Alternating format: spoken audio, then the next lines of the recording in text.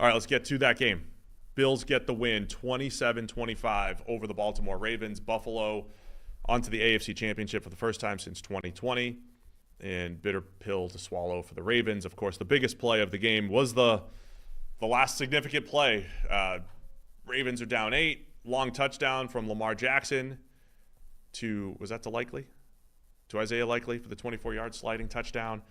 2-point conversion dropped by Mark Andrews. Yeah, Mark Andrews. Would have tied it. Now, it doesn't mean the game was over. Correct. We would have had a tie game with a minute 33. Buffalo had at least 1 or 2 timeouts, I think, if not all 3. Minute 33 for Buffalo to drive down in the snow for potential game-ending field goal, game-winning field goal. And Tyler Bass had hit a 51-yarder earlier, so that was impressive. Buffalo still would have had a chance here, but obviously, once Andrews dropped the 2-point conversion, this game was all but over. Yeah, rough day for Mark Andrews, which is a real shame for him because he's a great player and has been huge for the Baltimore Ravens generally, for years. He did, however, have a disaster of a game here where he had that critical drop on the 2-point conversion. He had another drop as well, right, early in the game, and was the guy that fumbled the ball. Lamar's first pass, he was wide open up the seam or up sideline and dropped it. Yeah, and fumbled the ball after a completed pass over the middle, trying to make extra play or extra yards after the catch. Just an utter nightmare of a game for Mark Andrews, which is really unfortunate when you can literally point to one guy and say, yeah, you're kind of the difference between winning and losing this game. I mean, it's unfortunate when that one guy isn't the quarterback. When it's a quarterback, it's sort of like it comes with the territory, right? Like, this is why you're getting paid $55 million a year and everyone focuses on you. You get the credit when it works. You get the blame when it doesn't. When it's like the tight end, it's like, that just feels wrong. Lamar Jackson had his 2 turnovers as well. Well, this is where they happen to be in the first half. Yeah. And because you're the quarterback, you have more opportunities to make it good. Well, this is and where he did make it good outside of those 2 bad plays. We have a very difficult discussion with Lamar Jackson because of that whole dynamic, right? Lamar Jackson generally in the playoffs has been a lot worse than he has been in the regular season. Now, the last game, he was outstanding. In this game, he had 2 very bad plays that were turnovers. He had the bad interception where it was pressure by Milano, and he just sort of put the ball up in the air with a prayer, and it gets picked off. You can say that's an arm punt. It didn't cost him that much, but it was a bad decision to turn the ball over. You have the fumble where, again, it's pressure. He thinks he can beat DeMar Hamlin one-on-one in space. Not an unreasonable assumption. So it was a bad snap, first and foremost. Then he gathers it, thinks he can beat DeMar Hamlin in some space, tries to sidestep him. Hamlin gets hold of his ankle. He's not letting go. And then Lamar loses the handle on the football and just coughs it up. That's a very bad play, turnover. So now you're like, well, it's happening again. Lamar's melting down in the playoffs again. It's going to be the same old story. Lamar just chokes in the postseason, blah, blah, blah. From that moment on, though, he actually played really well. I was surprised. I thought he was melting down. Like, I thought, it is happening again. Here we go. But actually, Lamar plays really well from that moment on, does execute a comeback, does bring them all the way back, scores what should have been the game-tying touchdown, puts the 2-point play in his tight end's hands in the corner of the end zone, and his tight end doesn't come up with it. Now, you can't say the earlier plays didn't matter, right? The turnovers were irrelevant. But you have to at least acknowledge the number of impressive clutch comeback stories in history that have started by that guy digging the hole in the first place, right? Andrew Luck made a career out of digging himself out of a hole that he dug himself into in the first place. The number of Joe Montana comeback stories that began after 3 interceptions, Joe Montana was lights out and, executed this comeback and blah, blah, blah. So had Mark Andrews caught that football, we might completely change the narrative on Lamar Jackson. Now, okay, there's still time on the clock. Buffalo could have answered. They could have scored. It could have been game over anyway. But Mark Andrews catching or otherwise a 2-point conversion is changing the way we discuss Lamar Jackson in a way that I find difficult to analyze. I felt like my maybe poorly curated timeline on Twitter was more people getting ahead of the conversation that hadn't even happened yet and being like, don't blame this on Lamar. It's not his fault and blah, blah, blah. It's like nobody even said it yet. And I think, Nick Wright, of course, Friend of the show. Took his shots. Shouty show. But I'm like, I think both things are true. I think it's all true. Lamar played well overall, and there's a couple very key plays in this game that he made that, say, Josh Allen and the Bills didn't make. Very key plays, because the story of this game is turnovers. The story of this game, in turnovers and drops, right? 3 bad turnovers by the Ravens, 2 of which are Lamar's fault. 1 was Mark Andrews' fault, and then a drop that certainly would have tied the game. So I think both things are true, right? In the totality of Lamar Jackson's playoff career, they've had more of these duds than him playing well. In the 2 playoff games this year, he played very well, but there's still some of those back-breaking couple plays that he's gonna want back. Well, this is like, But you don't sit here and be like, oh, this is like the legacy stuff's gonna show up like a year from now when people are gonna forget the play-by-play of this game. Right? They're just going to say, oh, he's 3 and whatever in the playoffs, whatever his record is, and he's a choker. it's going to show up today. It's going to show up on the shouty shows. I mean, that there's start enough now. people, just like there's enough people that talk about sports that, yes, somebody's going to be out there. No, this is not a fringe minority opinion that's going to be floating around the internet on Monday. This is what the story is going to be, and this is the problem, right? We had it in our chat last night, right? Does this change the way your MVP, if the MVP vote lasted into the playoffs, would you flip it based off this game, right? The implication of that being Josh Allen outplayed Lamar Jackson in this game, therefore the MVP should be flipped, right? That's going to be. I don't think he did. I mean, Allen didn't, but he didn't turn the ball over. That's the point, right? So this is because of the way this game ended, and because Lamar Jackson made mistakes in this game, the analysis will be on every single shouty show all day today that Lamar Jackson choked this away. His mistakes are why they lost this game. He got outplayed by Josh Allen. Whereas in reality, I don't think he necessarily did get outplayed by Josh Allen, but Josh Allen didn't make turnovers that Lamar Jackson did. Now, that's fine, but Lamar Jackson's turnovers might also not have mattered if Mark Andrews had caught a couple of footballs and hadn't fumbled.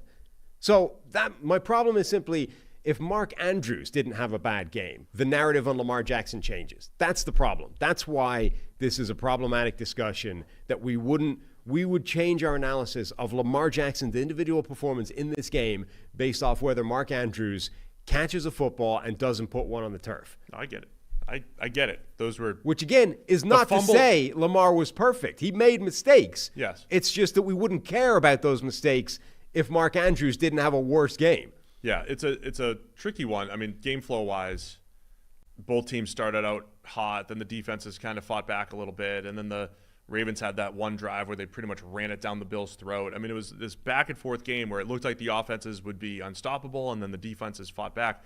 I mean, overall, one of the toughest things about football analysis is when a defense essentially gives up a lot of yards, but they get the timely turnovers. Right. And that's kind of what Buffalo did, right? I mean, Mark Andrews, when he fumbled, was wide open. The number of wide open passes, like the Bills, the very start of the game was interesting to me, because the Ravens, they run Derrick Henry, and the Bills are like, not today.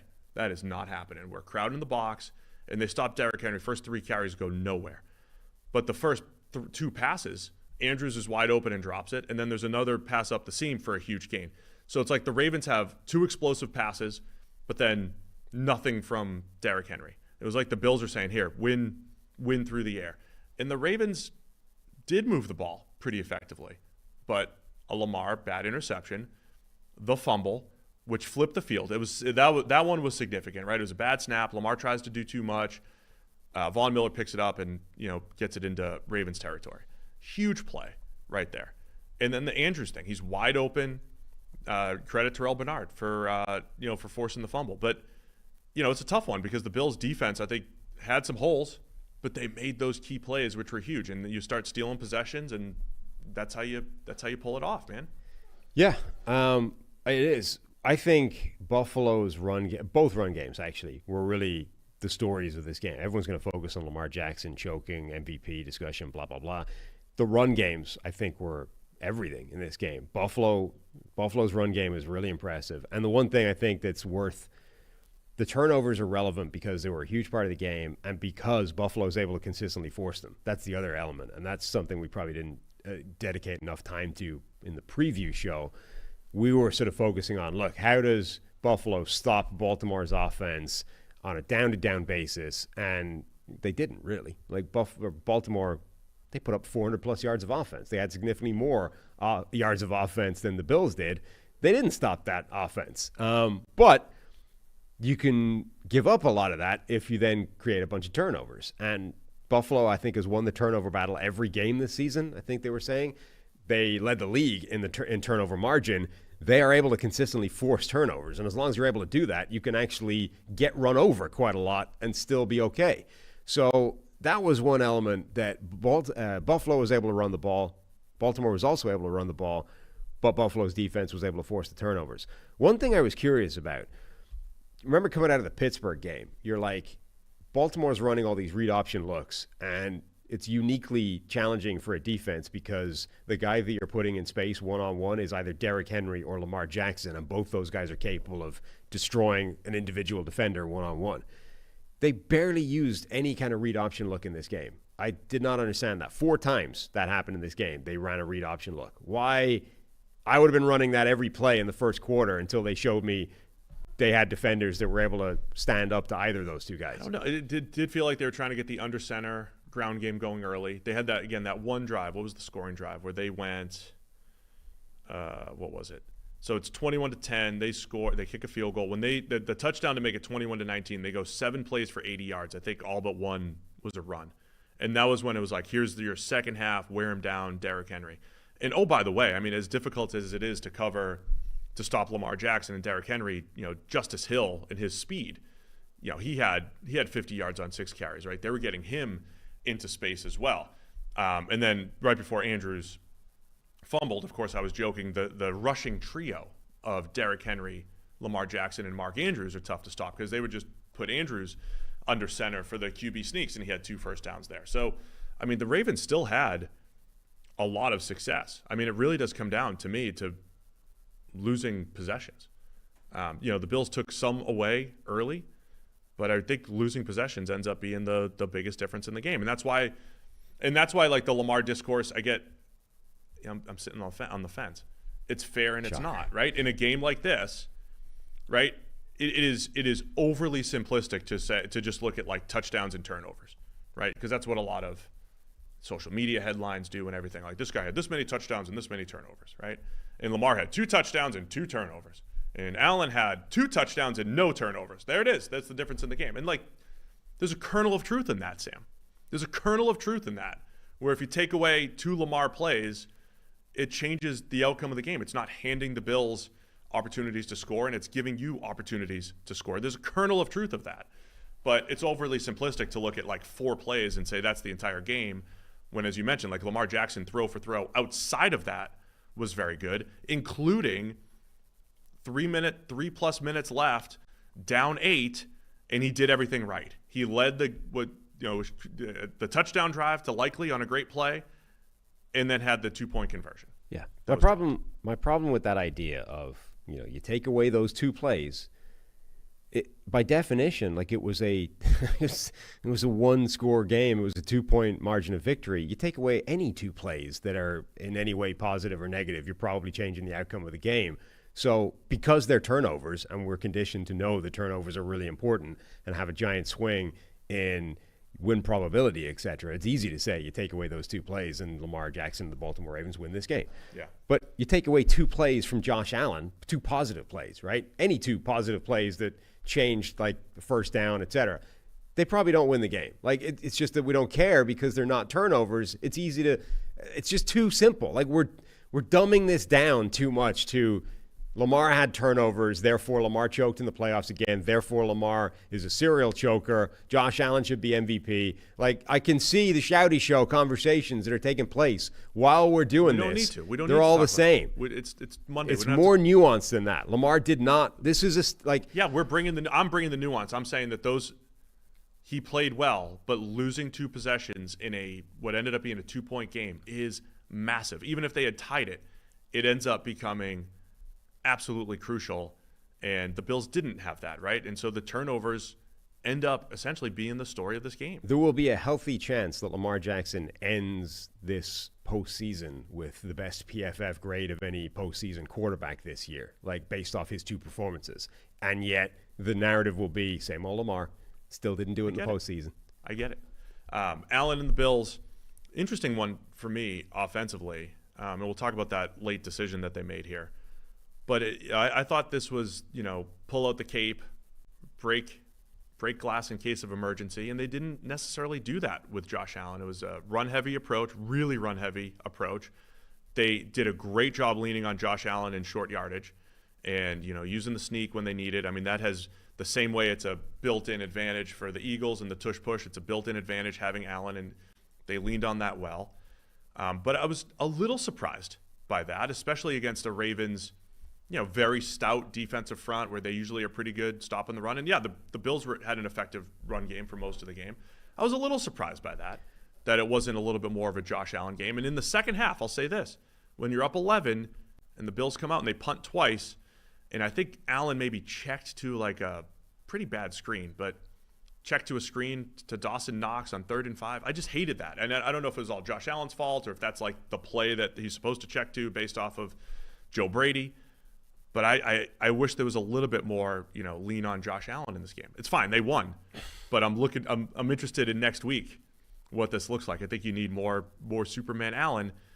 But once again, I'm talking out of both sides of my mouth a little bit. It's impressive that the Bills can win these games now, which they weren't doing this 2-3 years ago. Winning games like this that are really a well-rounded team effort. Well, this is the thing. I don't know that they do need this Superman Josh Allen. This is potentially one interesting development to this Bills team. Everyone has been focusing on the pass game and been like, if this collection of receivers is able to help Josh Allen, then Josh Allen doesn't need to be Superman. But what's actually happened, certainly so far in the playoffs, which is a 2-game sample size, the run game has been the thing that's taken over and taken the weight off Josh Allen's shoulders. And Buffalo handed Baltimore and Denver, who are arguably the 2 best run defenses in the NFL this season, the worst run performance that they've had so far. They absolutely ran all over Denver. Their success rate in the run game was off the charts in both those games. They've been able to run the ball at will against elite run defenses, so Josh Allen doesn't have to be Superman in the pass game. And okay, every now and again they'll break it out, or he can add to that in the run game.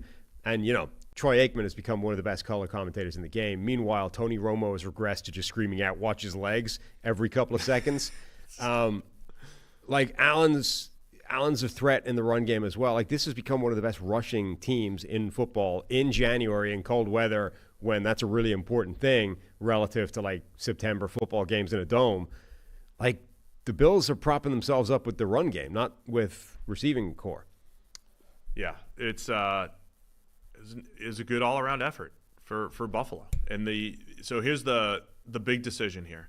Buffalo's up 5, 24-19. They 3rd and 2, was it? They run QB power with Josh Allen. Yep. He gets stopped. Doesn't get stopped very often. When you decide to run Josh Allen downhill, 1 or 2 to go, doesn't get stopped very often. So what do you think of that call? So now it's at 4th and 1 or 4th and 2?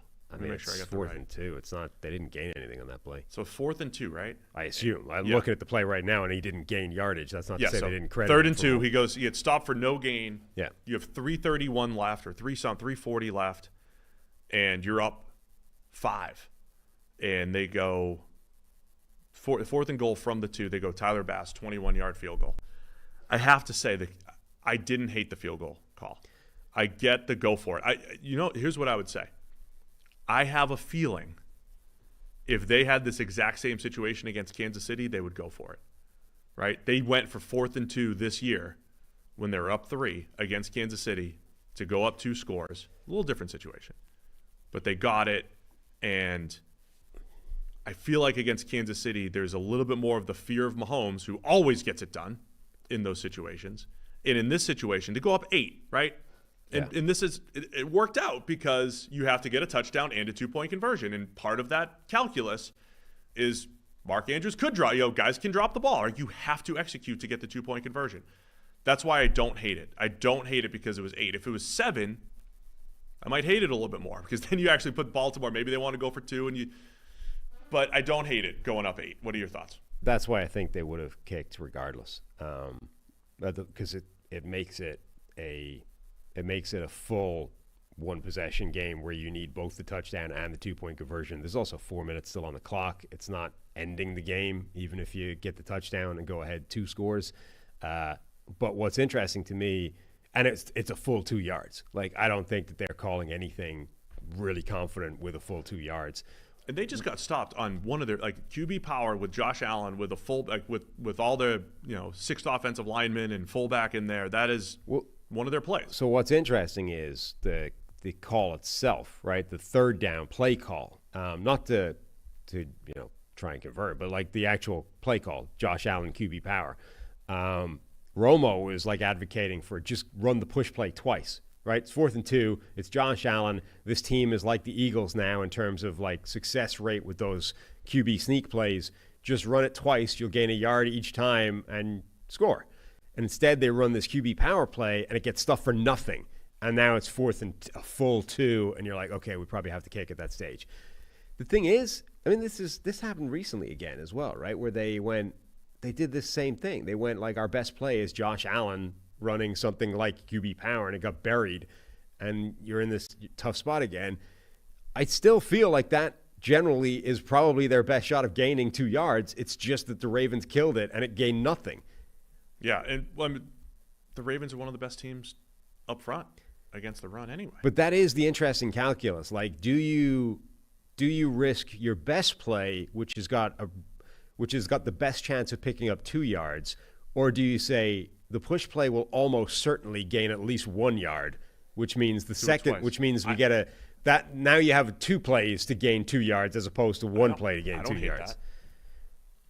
Honestly, the problem with the push play is like once you compress it, you're essentially saying 1 yard is all we're going to get. Yeah. If you can disguise it a little bit more. Yeah, so it's like a very high chance of gaining 1 yard twice, or what you think is a pretty good chance of gaining 2 yards. I don't hate it. Once. And then you're saying, Lamar, you got to go John Elway here. You got to go 98 or 99 yards. Granted, if you do get the touchdown, game's over. I mean, you're winning, right? I don't hate the field goal. I know people like to be more aggressive. I think all the analytics numbers were like a 1% difference. And again, to me, that's like, I think kicking the field goal is fine. If you see 1%, I see people say, like, oh, we had a 1% difference, and they call that a strong go. I call that probably a rounding error. Like, I mean, the margin for error in that is so tight. I don't think 1% is that significant. My suggestion on 4th down was a jump pass. Jump pass. Yeah. I don't know have they run that with Allen before? No, they probably should, though. And if you rewatch this Derrick play. Henry style jump pass? Yes. Because, and I was wrong. They didn't bring in fullbacks and extra alignment. It was 6-man front. But if you run the jump pass, they had a fullback. But if you run the jump pass, if you compress it and then run the jump pass behind it, I mean, Baltimore sold out on this play. By the way, if Allen pulled it, I don't even know if this is part of the call. If he pulls it and flips it to the flat to Mac Hollins, it's a touchdown. I don't know if they've got that. Pass could get batted. I mean, there's a lot that could go wrong there. Right. But, by the way, that was another key play. Baltimore had a batted pass, and PFF generally never blames, like when we were at PFF, we don't blame the quarterback for a batted pass.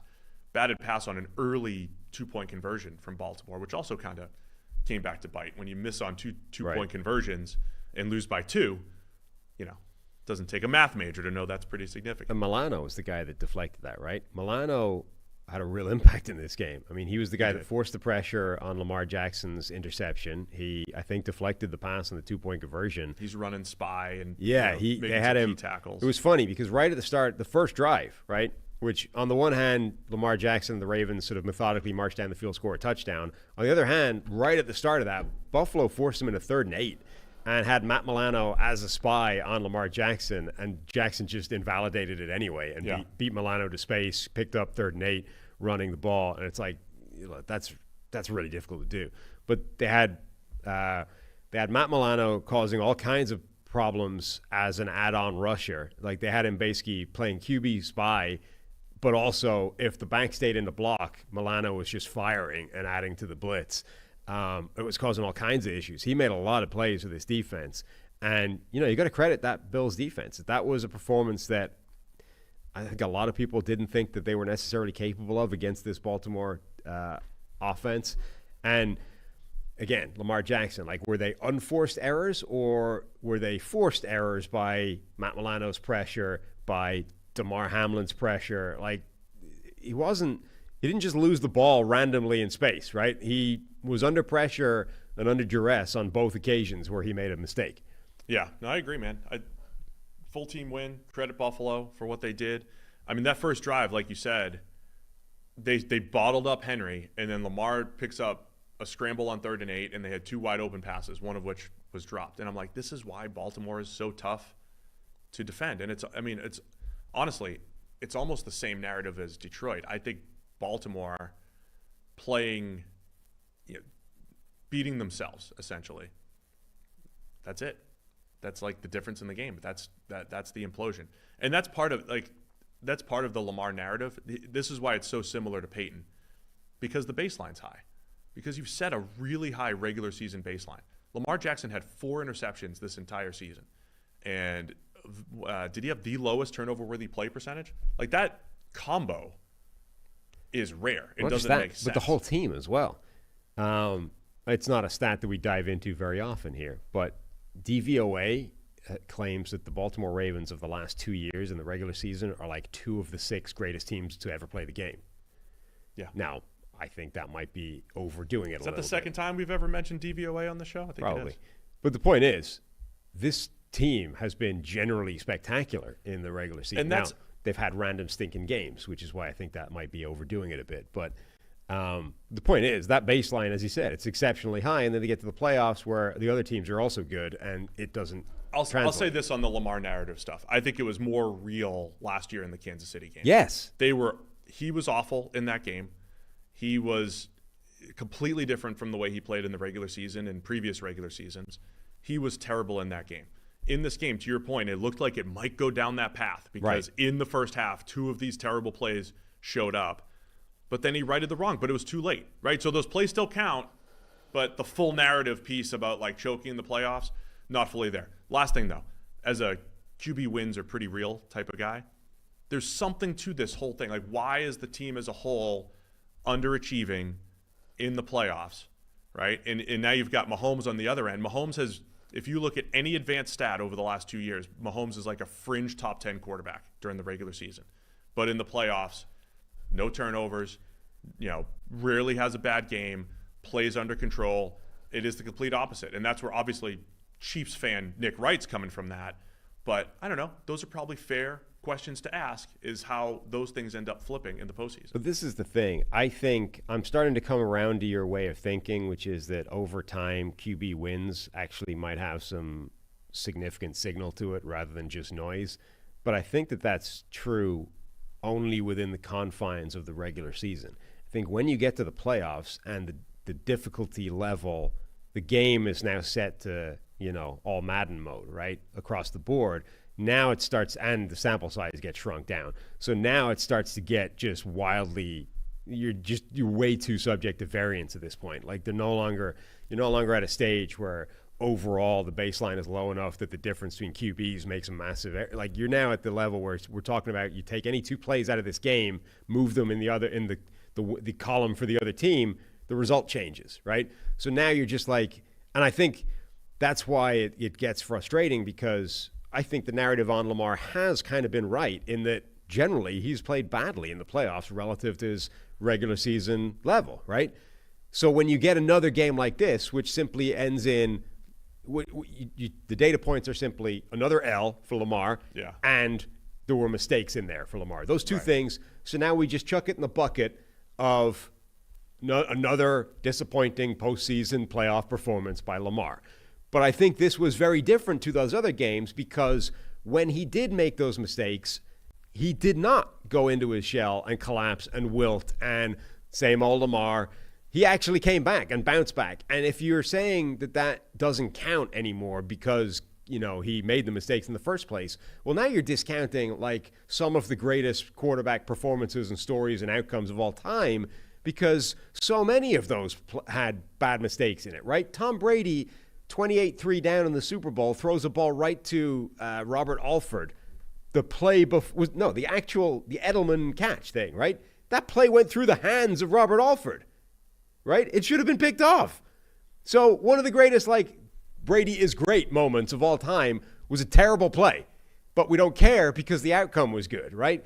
This is what drives me nuts everything about after that. that was good, too, right? Right. Yeah. But that's the thing. So everything after that for Lamar was good, but we don't care because Mark Andrews dropped the ball.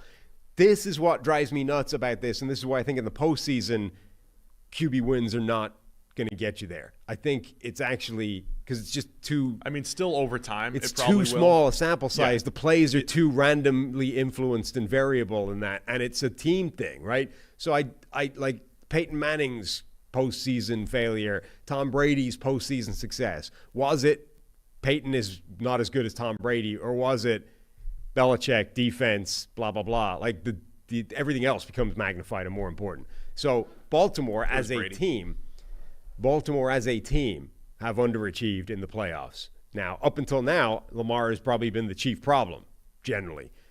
This game, it wasn't, though. He was a problem. He turned the ball over twice. But was he the chief problem? Or if Mark Andrews was Isaiah Likely for all those targets, do Baltimore win this game and they're in the AFC Championship game?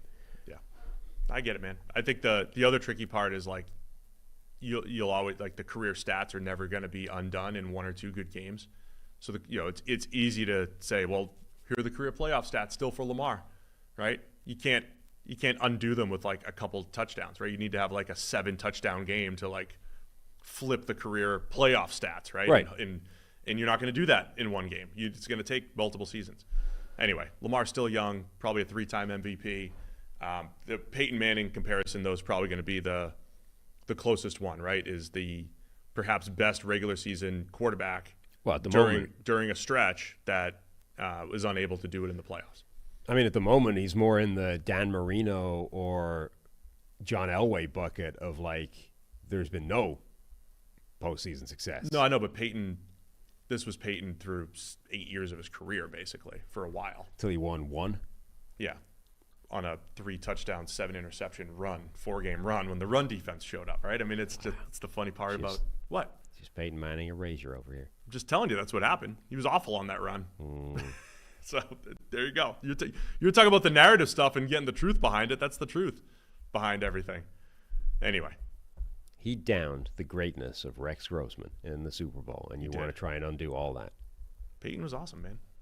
Thanks for watching all the way to the end of our video. For more great content, click here to subscribe and here to watch another video. We'll see you again soon.